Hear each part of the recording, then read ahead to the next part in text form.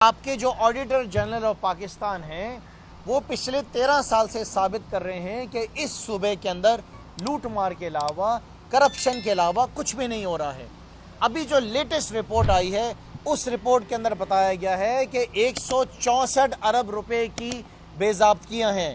164 ارب روپے کی کرپشن ہے، 164 ارب روپے کی لوٹ مار ہے، 164 ارب روپے یہ سندھ کے معصوم لوگوں کے پاکستان پیپلز پارٹی ہڑپ کر گئی، کھا گئی، اس کو انہوں نے برباد کر دیا۔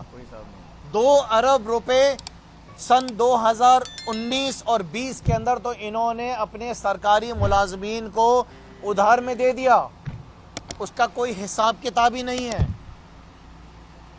حالت یہ ہے پاکستان پیپلز پارٹی کی کہ کل سندھ اسمبلی کے اندر ان کے جو وزیر تعلیم ہے وہ کہتے ہیں کہ ہم 10,000 اسکولوں کو بند کر رہے ہیں۔ پچھلے 13 سال سے ہم چیخ کے تھک گئے کہ صوبے سندھ کے اندر گھوسٹ سکولز ہیں، صوبے سندھ کے اندر اسکولوں کے اندر جو گھوسٹ ٹیچرز ہیں، کہہ کے ہم تھک گئے کہ اسکول جو ہیں وہ جاگیرداروں کی اوطاقیں بنی ہوئی ہیں، اسکولوں کے اندر بھینسیں اور گدھوں کو باندھا ہوا ہے۔ لیکن اس صوبے کے وزیر تعلیم، اس صوبے کا جو چیف مینیجر ہے وہ بولتا رہا نہیں، ہم سندھ کے لوگوں کو تو بڑی زبردست تعلیم دے رہے ہیں۔ ملک سے بھاگنے سے پہلے آپ کم سے کم یہ 164 ارب روپے کا حساب ضرور دے کے جائیے گا، جو کہ آڈیٹر جنرل آف پاکستان نے بتایا ہے کہ وہ اب بے ضابطیوں کی نظر ہو گیا ہے، وہ بے ضابطیاں ہوئی ہیں یا وہ کرپشن ہوئی ہے، اس کا حساب ضرور دی جائے۔ میں